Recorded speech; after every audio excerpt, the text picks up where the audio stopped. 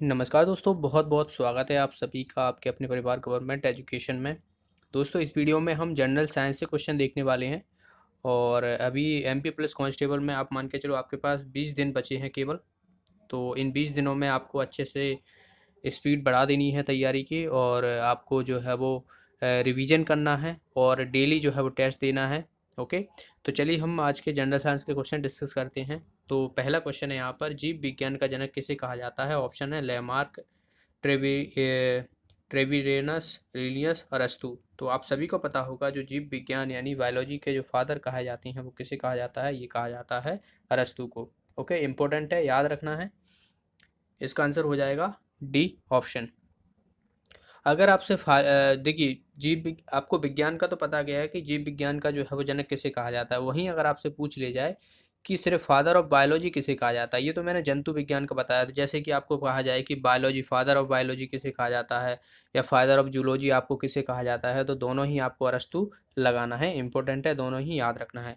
अगले क्वेश्चन की तरफ बढ़ते हैं। नेक्स्ट यहाँ पे, निम्न में से किसके द्वारा जीवों को 5 जगत में वर्गीकृत किया गया था? ऑप्शन यहाँ पर लेमार्क, बिटिकर, लिनियस, अरस्तु। तो आपको पता हो तो 5 किंगडम में जो है वो क्लासिफिकेशन किया गया था। तो ये किसके द्वारा किया गया था, ये क्वेश्चन पूछ लिया जाता है। तो आपको याद रखना है, 5 किंगडम जो किया था वो दिया था विटिकर ने। इसका आंसर हो जाएगा हमारा बी ऑप्शन। और वो कौन से थे वो भी आपसे पूछ ले जाते हैं, जैसे कि मोनारा हुआ, प्रोटेस्टा हुआ, और जो पादप होते हैं, कवक होते हैं, जंतु होते हैं। तो इन तरीके से जो है वो 5 जो है वो किंगडम में जो है वो वर्गित किया गया था विटिकर के द्वारा। इन सभी को याद रखना है। मोराना में बात की जाए तो मोनेरा में जो है वो आपके बैक्टीरिया आ जाते हैं, जिसमें सभी तरह के आपको जो है वो जीवाणु जो रहते हैं वो मोनेरा के अंतर्गत आते हैं। प्रोटेस्टा की बात करें तो प्रोटेस्टा में आपको पादप भी मिल जाएंगे, जंतु मिल जाएंगे। ठीक है, तो उनके बीच जो पादप होता है और जंतु होता है, इनके बीच में जो कड़ी का काम करता है वो कौन करता है? यूग्लिना। ठीक है, ये क्वेश्चन पूछ लिया जाता है कि पादप हुए और जंतु के बीच में स्थित कौन होता है, तो वो होता है एक यूग्लिना। इंपॉर्टेंट है, याद रखना है। और बाकी पादप की बात की जाए तो आपको प्लांट हुए, तो ये सब क्या होते हैं? शैवाल हुए, पुष्प हुए, पौधे हुए, तो ये प्लांट में आ जाते हैं। ठीक है, वहीं हम बात करें तो फंगाई, जो कवक रहते हैं, तो कवक में क्या होता है? जो काइटिन रहती है, कवक की भित्ति आपसे पूछ ली जाती है किसकी बनी होती है, तो काइटिन की बनी होती है। या यूकेरियोटिक होते हैं। सेल आपको दो तरह के मिलते हैं, एक यूकेरियोटिक हो गया, ये प्रोकैरियोटिक हो गया। और अगर हम बात करें पांचवे की यानी एनिमल्स की बात करें, तो एनिमल्स में जो है वो हम सभी आ जाते हैं, जिसमें मछली हुई, जीव हुए, और पक्षी हुए, उभयचर हुए, स्तनधारी जीव हुए। तो ये सब क्या होते हैं? एनिमल में आते हैं। तो ये 5 तरह के जो रहते हैं वो किंगडम है, जो कि विटिकर के द्वारा जो है वो प्रगत किया गया था। अगले क्वेश्चन की तरफ बढ़ते हैं। नेक्स्ट यहाँ पर, रेशम के कीट पालन का अध्ययन कहा जाता है। जो रेशम होती है उसमें कीट जो रहते हैं उसके द्वारा जो है वो रेशम तैयार होता है, और उस पालन को क्या कहा जाता है? देखिए, ऑप्शन दिए हुए हैं, एपीकल्चर, सेरिकल्चर, पिसिकल्चर, माइकोलॉजी। तो आप सभी को पता होगा रेशम के कीट का पालन को कहा जाता है सेरिकल्चर। इंपॉर्टेंट है, पिसिकल्चर किसको कहा जाता है? जो मधुमक्खी होती हैं उसके पालन को कहा जाता है मधुमक्खी के पालन को। ठीक है, एपीकल्चर। पीसीकल्चर आपसे पूछ लिया तो मत्स्य पालन यानी मछली पालन को कहा जाता है। और वही का हम बात करें तो माइकोलॉजी, माइकोलॉजी जो है वो कवक का अध्ययन को कहा जाता है। तो इंपॉर्टेंट है, बाकी और भी आपसे पूछ ले जाते हैं। जैसे कि बात की जाए तो फाइकोलॉजी किसे कहा जाता है, तो फाइकोलॉजी जो है वो शैवालों के अध्ययन को कहा जाता है, शैवाल के अध्ययन को। ठीक है, एंथोलॉजी आपसे पूछ लिया जाता है, तो एंथोलॉजी जो है वो पुष्पों के अध्ययन को कहा जाता है, जो पुष्प होते हैं उसके अध्ययन को कहा जाता है। बोमोलॉजी आपसे पूछ लिया जाता है, तो फलों के अध्ययन को कहा जाता है। पक्षियों के अध्ययन को क्या बोलते हैं? ऑर्निथोलॉजी कहा जाता है, पक्षियों के अध्ययन को ऑर्निथोलॉजी कहते हैं। ठीक है, कीटों के अध्ययन पूछ लिया जाता है, तो एंटोमोलॉजी कहा जाता है कीटों के अध्ययन को। तो जितने भी अध्ययन है, कुछ शाखाएं हैं, तो वो आप पढ़ लेना। वहीं से आपसे पूछे जाते हैं और कुछ नहीं पूछा जाएगा। जैसे हॉर्टिकल्चर आपसे पूछ लिया जाता है काफ़ी। हॉर्टिकल्चर, हॉर्टिकल्चर क्या होता है? जो उद्यान होते हैं, जो बगीचे रहते हैं, उसके अध्ययन को कहते हैं हॉर्टिकल्चर। ठीक है, अगले क्वेश्चन की तरफ बढ़ते हैं। किसे जीवन की सबसे छोटी कार्यात्मक और संरचना इकाई कहा जाता है? कोशिका, ऊतक, यूग्लिना, इनमें से कोई नहीं। तो सबसे छोटी जो इकाई रहती है एक तरीके से जीवित, देखिए इकाई क्या होती है? वो अपने आप में सब काम कर पाए। ठीक है, अपने आप में सब काम कर रहा है, वो हम आगे देख लेंगे कि क्या क्या चीज़ें रहती हैं। तो वो होती है कोशिका, जिसे हम सेल कहते हैं। ठीक है, तो सेल कहते हैं। तो यही जो रहती है वो सबसे छोटी कार्यात्मक और संरचनात्मक इकाई है। कार्यात्मक मतलब ये अपने आप में जो है वो सभी काम कर सकती है, ठीक है। इसकी खोज आपसे पूछ ली जाती है कि सेल की खोज जो है वो किसके द्वारा की गई थी, तो रॉबर्ट हुक के द्वारा की गई थी, ठीक है। रॉबर्ट हुक के द्वारा जो है वो खोज की गई थी, या बात की जाए तो उस समय जब ये सेल खोजा गया था तो वो मरा हुआ सेल था, ओके। तो मरी हुई कोशिका की जो खोज की गई थी वो रॉबर्ट हुक के द्वारा की गई थी। और अगर आपसे पूछ लिया है कि जीवित कोशिका का जो है वो किसके द्वारा पता लगाया था, तो ल्यूमन हुक के द्वारा लगाया गया था। तो मरी हुई कोशिका जो रॉबर्ट हुक के द्वारा, और जीवित हुई कोशिका आपसे पूछ लिया है तो ल्यूमन हुक के द्वारा जो है वो पता लगाया गया था, ठीक है। अगले क्वेश्चन की तरफ बढ़ते हैं। नेक्स्ट है यहाँ पर कि निम्न में से सबसे छोटी इकाई कौन सी है।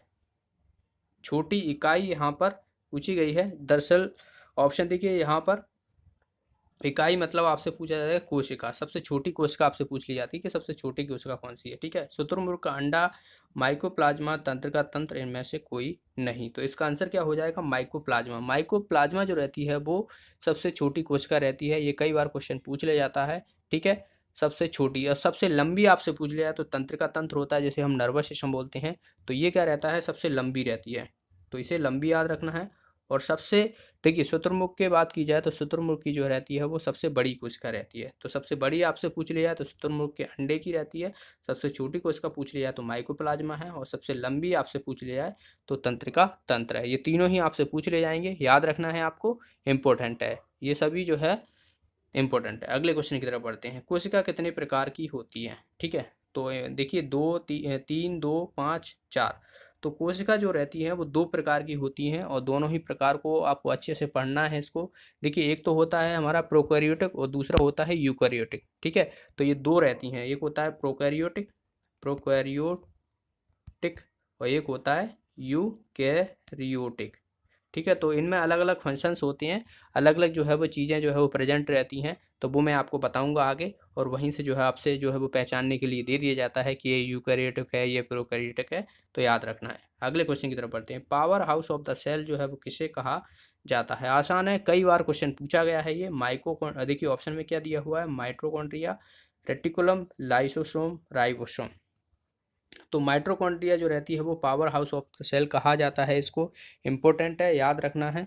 और ये आपसे पूछा जा सकता है, एनर्जी एनर्जी करेंसी आपसे पूछ ली जाता है, तो ये भी जो है वो माइटोकॉन्ड्रिया ही रहती है। क्या है कि ये जो है वो आपको पावर देती है, ठीक है, इम्पोर्टेंट है।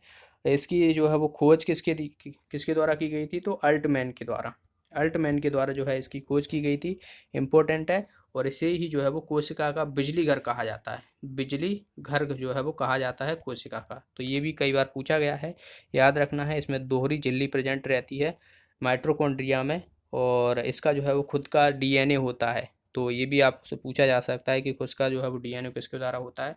और माइटोकॉन्ड्रिया में ही जो है वो क्रेब्स चक्र चलते हैं, जिसके फलस्वरूप जो क्रेब्स चक्र चलता है तो एनर्जी रिलीज होती है। जैसे एटीपी के फॉर्म में जो है एनर्जी होती है और ग्लूकोज बनता है, तो ये क्या रहता है, क्रेब्स चक्र के कारण ही जो है वो हमें जो एनर्जी मिलती है और एटीपी के फॉर्म में। तो ये किस में होता है, माइटोकॉन्ड्रिया में होता है।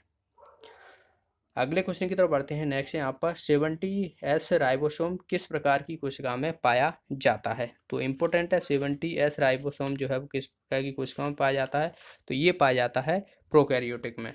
तो इसका आंसर हो जाएगा हमारा ए ऑप्शन। और अगर आपसे पूछ लिया है कि यूकैरियोटिक में किस प्रकार का राइबोसोम पाया जाता है, तो उसमें पाया जाता है 80S, ठीक है। तो प्रोकैरियोटिक में और भी चीज़ें होती हैं, जैसे कि आपको इसमें जो है प्रोकैरियोटिक में न्यूक्लियस नहीं रहता है, यूकैरियोटिक में न्यूक्लियस रहता है, ठीक है। जो कोशिका भित्ति रहती है प्रोकैरियोटिक की, वो किसकी बनी रहती है, वो बनी रहती है प्रोटीन की और कार्बोहाइड्रेट की। तो अगर आपसे पूछ लिया है कि प्रोकैरियोटिक की जो है वो भित्ति, कोशिका भित्ति किसकी बनी रहती है, तो प्रोटीन रहता है और कार्बोहाइड्रेट की बनी होती है। वहीं हम बात करें यूकैरियोटिक की किसकी बनी रहती है, ये सेलुलोज की बनी रहती है। और आपको पता हो तो सेलुलोज जो रहता है वो किस में प्रेजेंट रहता है, जो पौधे रहते हैं, पत्तियां रहती हैं, उसमें प्रेजेंट रहता है, ठीक है। तो ये भी, और प्रोकैरियोटिक में माइटोकॉन्ड्रिया नहीं होता है, ठीक है। माइटोकॉन्ड्रिया जो है वो प्रेजेंट नहीं होता है प्रोकैरियोटिक में, यूकैरियोटिक में प्रेजेंट रहता है। तो ये भी पूछ लिया जाता है आपसे कि प्रोकैरियोटिक में जो है वो क्या प्रेजेंट रहता है, क्या नहीं रहता है। तो माइटोकॉन्ड्रिया जो है वो इसमें नहीं रहता है, और यूकैरियोटिक में माइटोकॉन्ड्रिया रहता है। राइबोसोम दोनों में रहता है, पर राइबोसोम जो है इसमें 70S रहता है और 80S जो है वो यूकैरियोटिक में रहता है। तो इम्पोर्टेंट है, याद रखना है। चलिए अगला क्वेश्चन देखते हैं। यहाँ पर नेक्स्ट है, यहाँ पर लाइसोसोम की खोज जो है वो किसके द्वारा की गई थी। तो लाइसोसोम, देखिए लाइसोसोम को आपको पता हो तो क्या कहा जाता है, लाइसोसोम को कहा जाता है आत्मघाती थैली। ठीक है, ये क्वेश्चन पूछा जाता है। जैसे हम बात की जाए तो सुसाइड्स वेसल्स कहते हैं। ठीक है, तो ये लाइसोसोम, और लाइसोसोम की खोज जो है वो डी डोवे के द्वारा की गई थी। तो इसका आंसर हो जाएगा सी ऑप्शन। तो डी डोवे के द्वारा की गई थी, और लाइसोसोम को जो है वो आत्मघाती थैली कहा जाता है। अगले क्वेश्चन की तरफ बढ़ते हैं। नेक्स्ट यहाँ पर गाजर में लाल रंग किसके कारण होता है। ऑप्शन है लाइकोपेन, कैरोटीन, बीटानिन, इनमें से कोई नहीं। तो जो गाजर रहती है उसमें जो लाल रंग रहता है या जो भी कलर रहता है उसका, वो किसके प्रेजेंट के कारण होता है, कैरोटीन की वजह से होता है। इसका आंसर हो जाएगा हमारा बी ऑप्शन। लाइकोपेन में जो टमाटर रहते हैं तो टमाटर का लाल रंग जो रहता है वो किसके कारण रहता है, लाइकोपेन के कारण। और बीटानिन की बात की जाए तो जो चुकंदर रहता है, चुकंदर में जो रंग रहता है वो किसकी प्रेजेंट के कारण होता है, बीटाडिन के कारण होता है। तो ये जो इसके जो प्लास्टिड होते हैं, प्लास्टिड आपको पता हो तो तीन तरह के होते हैं। ये तो होता है क्लोरोप्लास्ट होता है, ये ल्यूकोप्लास्ट होता है, ये क्रोमोप्लास्ट होता है। तो जो क्रोमोप्लास्ट होता है ना, तो उसी की वजह से जो है जो भी हमारे फल रहते हैं, फ्रूट्स रहते हैं, जो पत्तियों का कलर होता है तो वो उन्हीं के कारण होता है, क्रोमोप्लास्ट की वजह से जो रंग प्रदान करते हैं। जैसे पत्तियों का हरा रंग रहता है तो वो किसके कारण होता है, क्लोरोफिल के कारण होता है। क्लोरोफिल के कारण जो है होता है हरा रंग रहता है। तो ये किसके द्वारा होता है, क्लोरोप्लास्ट के द्वारा होता है। अगला क्वेश्चन, मानव के गुणसूत्रों की संख्या कितनी है। तो आपसे दो तरह से क्वेश्चन पूछ लिया जाता है। आपसे पूछा जाएगा कि मानव के गुणसूत्रों की जोड़ों की संख्या कितनी होती है, या सीधा सीधा आपको गुणसूत्रों की संख्या पूछ लिया जाता है।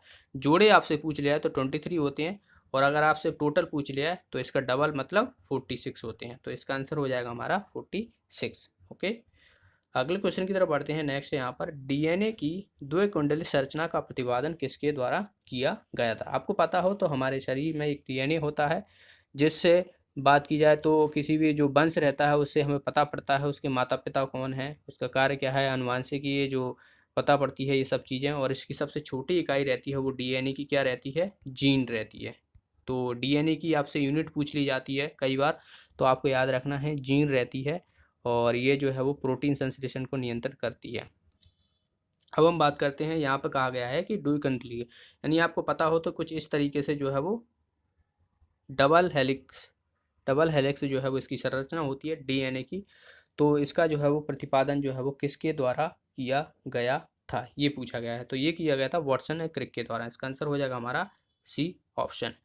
और डीएनए बात की जाए तो डीएनए जो गुणसूत्र रहते हैं, डीएनए में गुणसूत्र रहते हैं तो वो क्या रहते हैं, 46 प्रेजेंट रहते हैं मनुष्य में। तो ये भी आपको मैं बता चुका हूँ, याद रखना है। इसमें जो है रहता है साइटोसिन हुआ, ग्वानिन हुआ। ठीक है, तो ये जो है वो हाइड्रोजन बंध के द्वारा जुड़े होते हैं। एडेनिन हुआ, थाइमिन हुआ, तो ये सब क्या रहते हैं, हाइड्रोजन बंध के द्वारा जुड़े होते हैं। तो आपसे पूछ लिया जाता है कि एडेनिन और थाइमिन ये कितने हाइड्रोजन बम के द्वारा जुड़े रहते हैं, 2 के द्वारा। और जो ऐसे ग्वानिन हुआ, साइटोसिन हुआ, ये जो है किसके द्वारा, 3 हाइड्रोजन बम के द्वारा जुड़े रहते हैं। तो दोनों ही याद रखना है, डीएनए। चलिए अगला क्वेश्चन देखते हैं कि आरएनए कितने प्रकार का होता है। आरएनए जो है वो कितने प्रकार का होता है। देखिए एक तो हो गया डीएनए और एक होता है आरएनए। तो यहाँ पर आरएनए पूछा गया, ऑप्शन है 3, 4, 5, 6। तो ये आरएनए जो रहता है वो 3 प्रकार का होता है। 3 प्रकार का मतलब कौन कौन सा रहता है, तो तीनों प्रकार को आपको याद रखना है, आसान सा है। देखिए एक होता है आरएनए, एक आरएनए, ठीक है। एक होता है टीआरएनए, और एक होता है एमआरएनए। ठीक है, अब इनके कार्य मैं आपको बता देता हूँ, छोटे से काम रहते हैं। जो आर रहता है इसका क्या रहता है, जो राइबोसोम रहते हैं उसको संश्लेषण करना रहता है। राइबोसोम में लगे रहते हैं, ये प्रोटीन का संश्लेषण में जो है वो सहायता करता है, आरएनए। टी रहता है ट्रांसफ़र। अब भाई जो संश्लेषण हो गया प्रोटीन का बन गई, तो वो ट्रांसफ़र जो है वो हमारे सभी अंगों तक किसके द्वारा पहुँचाया जाएगा, वो टी आरएनए के द्वारा पहुंच जाएगा। टी मतलब ट्रांसफ़र। ओके, तो ट्रांसफ़र आरएनए के द्वारा जो है वो प्रोटीन संश्लेषण होगी तो विभिन्न अंगों तक जो है वो पहुंचाया जाता है।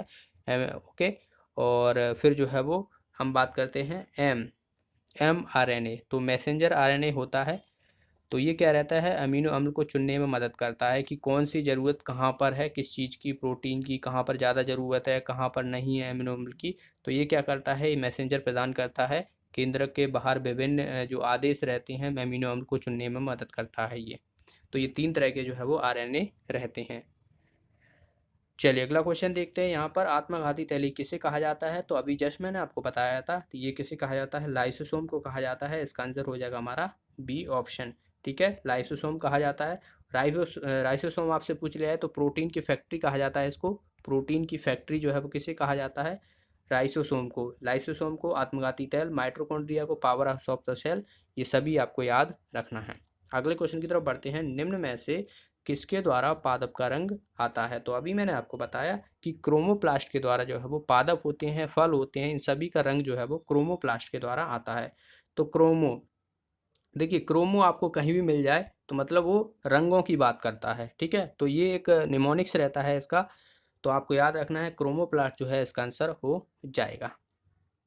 अब यहाँ पर देखिए क्लोरोप्लास्ट दिया हुआ है, ल्यूकोप्लास्ट दिया हुआ है। क्लोरोप्लास्ट का काम क्या रहता है, क्लोरोप्लास्ट रहता है जो हमारा जो जो हरित लवक कहते हैं इसे, तो क्लोरोप्लास्ट को क्या जाता है, हरित लवक कहते हैं। तो हरे पदार्थ जो रहते हैं उसमें रहता है ये, जो कि क्लोरोफिल के फॉर्म में रहता है, जो पौधों में संश्लेषण का काम करता है। ठीक है, जिसे हम पादप कोशिका का रसोईघर कहते हैं। तो क्लोरोप्लास्ट को आपसे पूछ लिया है कि पादप कोशिका का रसोईघर किसे कहा जाता है, तो वो कैसे कहा जाता है, क्लोरोप्लास्ट को कहा जाता है, जिसमें जो है वो राइबोसोम कहा जाता है। तो राइबोसोम को हमने अभी बताया कि प्रोटीन की फैक्ट्री कहा जाता है। तो ये एक दूसरे से लिंक जुड़े हुए हैं, याद रखना है। वहीं हम बात करें ल्यूकोप्लास्ट की, तो ल्यूकोप्लास्ट क्या रहता है, ये रंगहीन रहता है, इसका कोई रंग नहीं रहता है। ठीक है, तो ये रंगीन रहता है। रंगीन मतलब ये सूर्य सूर्य से जो किरण आती है उनसे वंचित रहता है। जैसे पौधे में जो जड़ रहती हैं, तो वो वहाँ तक जो है वो सूर्य की रोशनी नहीं पहुँच पाती है, किरणें नहीं पहुँच पाती हैं, तो वो क्या है, रंगहीन रहते हैं। आपने देखा होगा जड़ ऑलमोस्ट जो है वो सभी के आपको जो है वो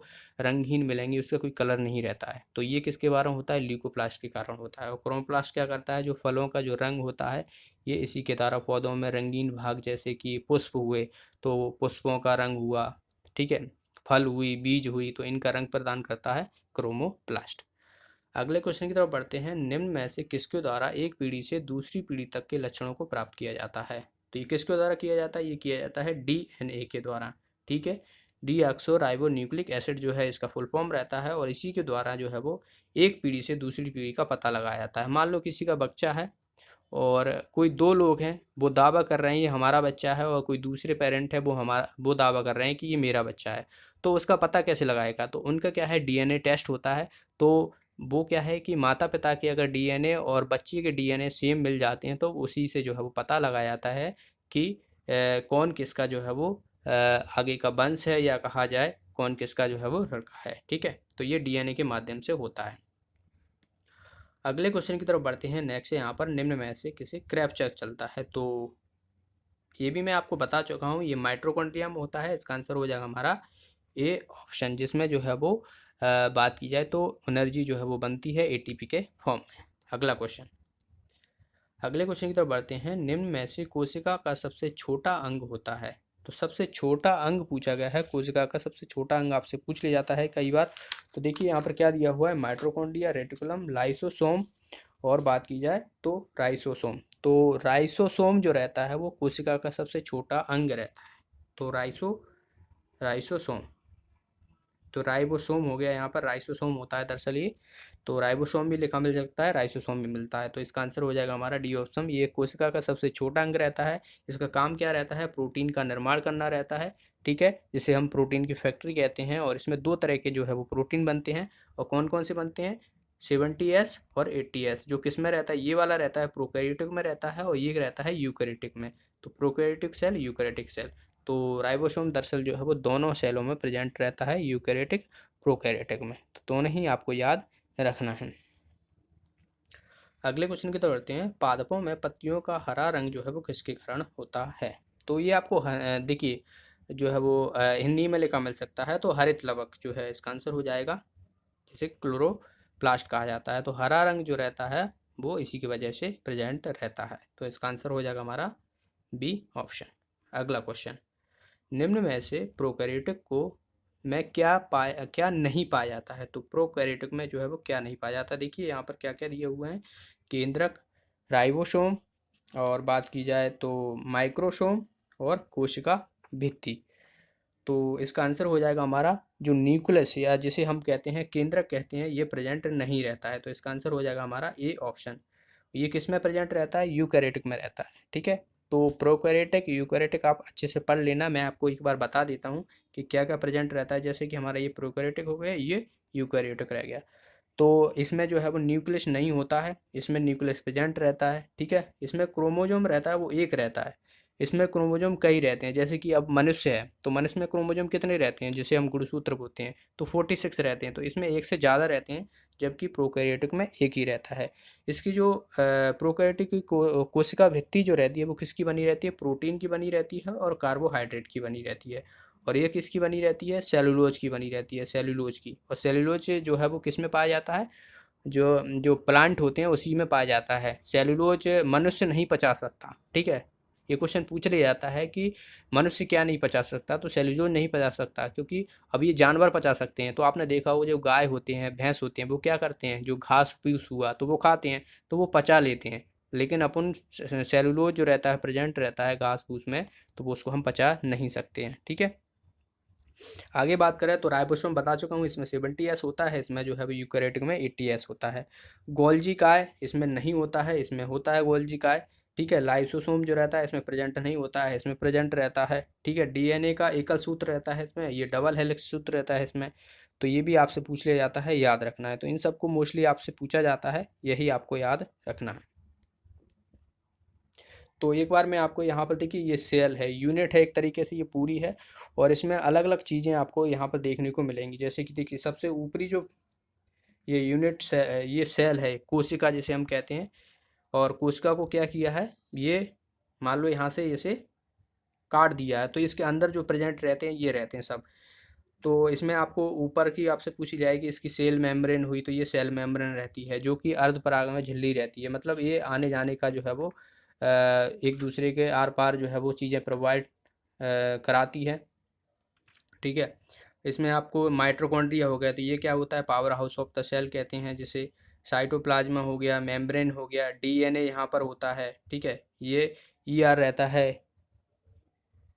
और बात की जाए तो ये लाइसोसोम हो गया, ये राइसोसोम हो गया, ये गोल्जी हो गया। गोल्जी का क्या रहता है, जो चीज़ें होती हैं, जिस चीज़ को जहाँ पे ज़रूरत है उसको पहुँचाने का काम करती है। अब जैसे कि अब बात की जाए तो अब लाइसोसोम है, तो लाइसोसोम का काम क्या है, लाइसोसोम का क्या होता है कि जो हमारी जो आत्मघाती सेल होते हैं इसे बोलते हैं। तो इसमें कोई चीज़ ऐसी होती है जो काम करना बंद होगी और बहुत सारे कीटाणु प्रेजेंट हो गए, तो ये अपने आप को जो है वो एकदम से फोड़ लेगी, और जो कीटाणु रहेंगे वो अपने आप को नष्ट कर देंगे, जिसकी वजह से। तो ये क्या रहता है, लाइसोसोम। ओके, और राइबोसोम की बात करें तो राइसोसोम क्या रहता है, ये प्रोटीन बनाने का काम करती है। अब राइसोसोम ने प्रोटीन तो बना ली, लेकिन इसे पहुंचाएगा कौन, तो वो कौन काम करता है, वो करता है गोल्जी। ठीक है, गोल्जी। ठीक है, तो ये क्या करता है, पहचाने का काम करता है। अब मान लो जो है प्रोटीन बन गई, तो ये अलग अलग अंगों तक जो है वो पहुंचाने का काम करेगा। ठीक है, तो ये थे आज के क्वेश्चन। तो इस वीडियो को यहीं पे ख़त्म करते हैं। वीडियो अच्छा लगा तो वीडियो को लाइक और शेयर जरूर करना। अगर आप कुछ पूछना चाहते हो तो आप कुछ पूछ सकते हो, जो भी आपका सुझाव है तो कमेंट बॉक्स में ज़रूर बताइएगा। तो मिलते हैं अगली वीडियो में। Thanks for watching the video, have a nice day.